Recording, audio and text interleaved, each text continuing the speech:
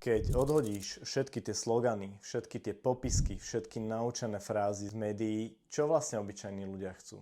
Chceme, aby naše deti boli v bezpečí, chceme strechu nad hlavou, ktorá nezateká, chceme jedlo v chladničke, chceme prácu, ktorá nám nezdrví dušu a chceme konečne trošku poctivosti od ľudí, ktorí tvrdia, že nás zastupujú. A teraz pointa. Ten chlap, ktorého nemusíš, čo býva o 2 ulice ďalej a má na aute nálepku Za rodinu. Chce to isté. Tá pani v obchode, čo nosí tričko Slovensko si nedáme a myslel si, že je úplne mimo. Chce to isté. Aj tá mama, čo robí 3 práce a na politiku už nemá ani energiu, ani nervy.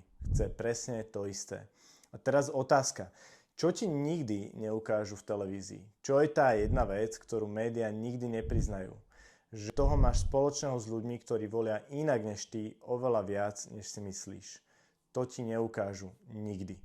Namiesto toho ti ukážu roznevaného aktivistu s modrofialovými vlasmi, ktorý kričí, že treba všetko zapáliť. Ukážu ti červeného tvarohového konšpirátora, ako reve do kamery o šialených veciach. Ukážu ti extrém, pretože extrém ťa naserie. Extrém ťa rozdelí. Extrém ti dá pocit, že druhá polovica národa sa úplne zbláznila.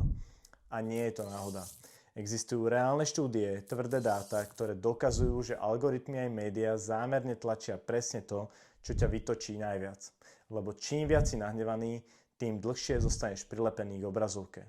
Zamysli sa nad tým, pusti si to ešte raz a spýtaj sa sám seba, čo môžeš spraviť preto, aby si tomuto nepodľahol, nepodľahla.